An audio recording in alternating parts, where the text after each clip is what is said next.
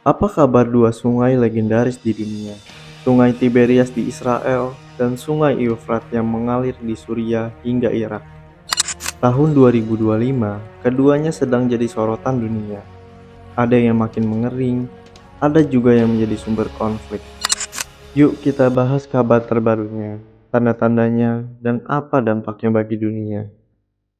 Kita mulai dari Danau Galilea, atau yang biasa disebut Tiberias. Ini adalah danau air tawar terbesar di Israel dan juga sumber utama air bersih di wilayah itu. Tapi tahun 2025 ini kondisinya sedang mengkhawatirkan. Curah hujan di Israel tahun ini termasuk paling rendah dalam 100 tahun terakhir.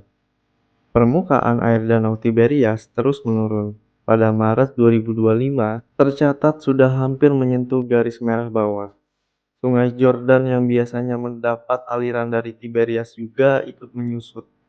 Sebagai catatan, Israel sekarang makin mengandalkan teknologi canggih, seperti desalinasi air laut, mengubah air laut jadi air minum, dan bahkan ada rencana untuk mengalirkan air laut hasil desalinasi ke Danau Tiberias supaya tetap stabil. Untungnya, Israel punya teknologi yang bisa bantu, tapi tetap saja ini jadi tanda serius tentang bagaimana perubahan iklim mulai benar-benar terasa. Sekarang kita pindah ke Timur Tengah, ke Sungai Eufrat. Sungai ini mengalir dari Turki ke Suriah, lalu ke Irak. Tapi sekarang kondisinya sangat memprihatinkan. Apa yang terjadi? Debit air terus menurun sejak awal tahun. Waduk Tapko di Suriah turun menjadi 5,5 meter. Artinya air berkurang sekitar 4 miliar meter kubik. Waduk Haditha di Irak juga surut parah, bahkan mengancam listrik dan pasokan air masyarakat. Dampak terbesarnya, peternak di Irak kehilangan ribuan kerbau karena sungai mengering. Listrik jadi tidak stabil karena pembangkit air ikut terdampak. Sekitar 5 juta orang bergantung langsung pada sungai ini. Kondisi ini diperparah karena Turki yang ada di hulu sungai mengurangi aliran air ke Suriah dan ke Irak. Ini jadi masalah politik juga, bukan cuma masalah cuaca. Lantas, apa artinya buat dunia?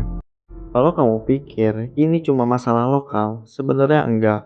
Karena yang terjadi di Tiberias dan Eufrat bisa jadi gambaran masa depan kita semua.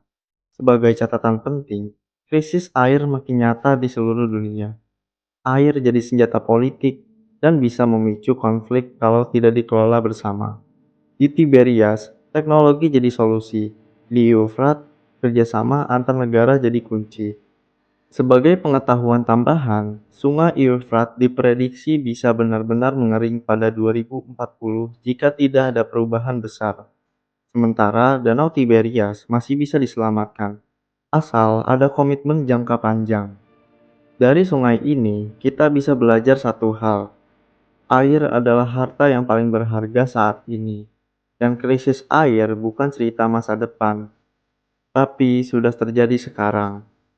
Kira-kira menurut kalian solusi apa yang paling masuk akal untuk menghadapi krisis air seperti ini?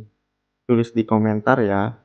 Jangan lupa like, subscribe, dan nyalain lonceng biar nggak ketinggalan video misteri dan fakta menarik lainnya. Sampai jumpa di video berikutnya ya, diceritakan aja.